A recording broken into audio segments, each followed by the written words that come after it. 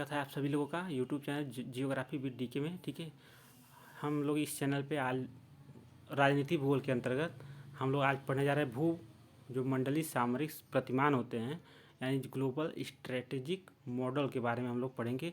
इस मॉडल में हम लोग सबसे पहले देखेंगे अल्फ्रेड थेयर महान का, यानी एटी महान का हम लोग मॉडल देखेंगे। ठीक है, जो महान थे यानी एटी महान जो थे वह समुद्र शक्ति पर आधारित अपनी मॉडल दिए थे, संकल्पना विकसित किए थे। ठीक है, तो इसके बारे में हम थोड़ा डिटेल्स में हम लोग जानेंगे। ठीक, इसके बाद हम लोग अगले वीडियो में हम लोग देखेंगे हृदय स्थल सिद्धांत मैकिंडर का देखेंगे। ठीक है, पहले हम लोग आज पढ़ते हैं महान के बारे में। ठीक, तो जो महान थे, जो इनका जन्म जो हुआ था 1840 में हुआ था महान का, एम एटी महान का। ठीक है, एवं 1859 में इन्होंने संयुक्त राज्य की 9 अकादमी में स्नातक की उपाधि प्राप्त की थी। इन्होंने लगभग 40 वर्ष तक अमेरिकी नौसेना में, ठीक है, काम किया था। फिर यह क्या हो गए थे, उसके बाद नौसेना के अध्यक्ष हो गए थे।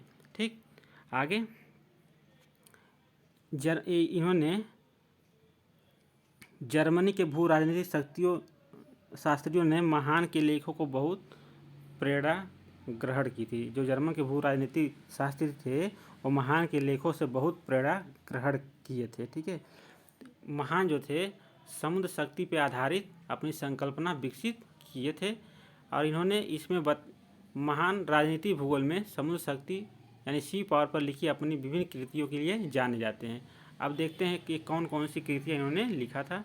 देखिए, प्रमुख रूप से इनकी हम 2 कृतियों का यहाँ पे उल्लेख करना चाह रहे हैं। पहला था ये the influence of sea power upon history 1890।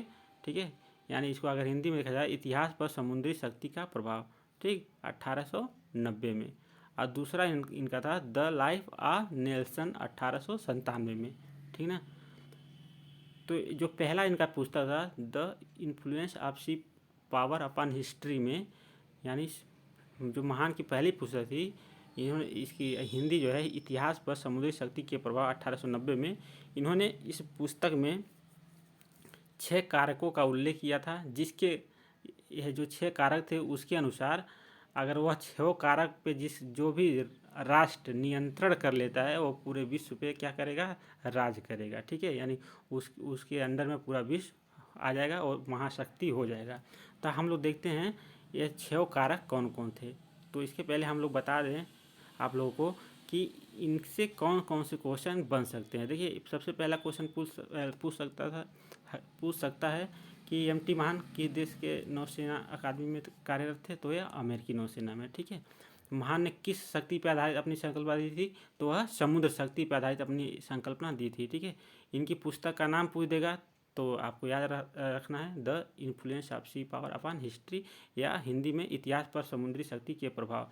यह पुस्तक भी पूछ सकता है। फिर यह पूछ सकता है कि किस पुस्तक में उन्होंने, ठीक है, 6 कारकों का उल्लेख किया था। ठीक, समुद्री शक्ति के विकास एवं रखरखाव को प्रभावित करने के लिए 6 कारकों का उल्लेख किस पुस्तक में किया था, तो आप लोगों को बताना इतिहास पर समुद्री शक्ति के प्रभाव, या इस तरह से पूछ सकता है।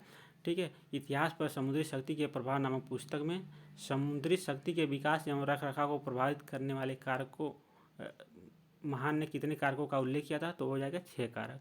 अब हम लोग 6 कारक को थोड़ा डिटेल्स में देखते हैं।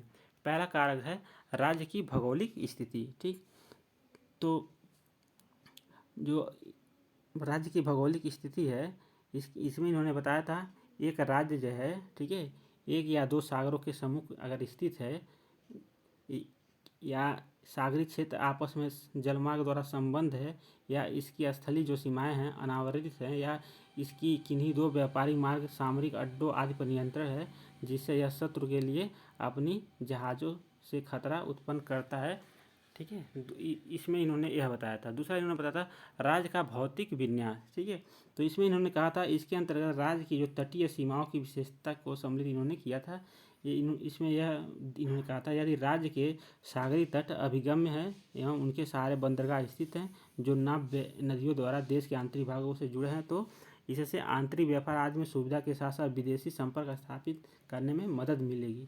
परंतु पर्याप्त सुरक्षा के अभाव में अभिगम्यता कभी कभी विशेषकर युद्ध काल में हानिकारक भी सिद्ध हो सकता है। तीसरा इन्होंने कहा था क्षेत्र विस्तार। ठीक है, इसमें महान काश है समुद्री तट रेखा की लंबाई एवं युद्ध काल में इसको सुरक्षित रखना है। इसके अंतर्गत उन प्राकृतिक स्थलों पर विशेष ध्यान दिया जाता है जिससे शत्रु युद्ध काल में प्रवेश कर सकता है। चौथा इन्होंने बताया था जनसंख्या का आकार।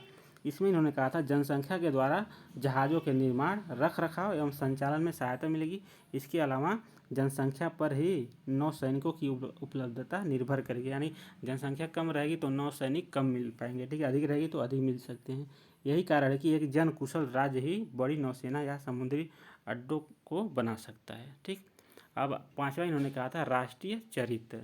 पांचवा कारक इन्होंने क्या कहा था, राष्ट्रीय चरित्र। इसमें इन्होंने राज्य के नागरिकों के समुद्र के प्रति रुझान को सम्मिलित करते हैं। इन्होंने बताया था जब तक राज्य के नागरिक समुद्री यातायात या वाणिज्य आदि में रुचि नहीं लेंगे, राज्य को अपनी समुद्री शक्ति विकसित करने में पर्याप्त सहायता नहीं मिलेगी, इन्होंने बताया। ठीक है, यही कारण है कि महान के अनुसार शांतिपूर्ण एवं विस्तृत वाणिज्य समुद्री शक्ति के विकास के लिए मुख्य घटक है।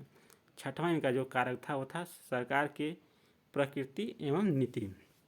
इन्होंने इसमें बताया था किसी राज्य की एक बड़ी सामुद्रिक शक्ति का स्थान ग्रहण करने के लिए एक दृढ़ एवं दूरदर्शितापूर्ण सरकार नीति की भी आवश्यकता होती है जिससे प्राकृतिक स्थिति के लाभों का समुचित उपयोग किया जा सके। ठीक, यह था EMT महान द्वारा समुद्र शक्ति पर आधारित जो संकल्पना थी उसके बारे में हम लोग आज अध्ययन किए हैं। अगले वीडियो में हम लोग पढ़ेंगे ठीक मैकिंडर का हृदय आस्था सिद्धांत। अगर वीडियो अच्छा लगा हो तो आप लोग चैनल को सब्सक्राइब जरूर करें। ठीक है, अपने दोस्तों के साथ शेयर करें। मिलते हैं अगले वीडियो में, तब तक के लिए जय हिंद।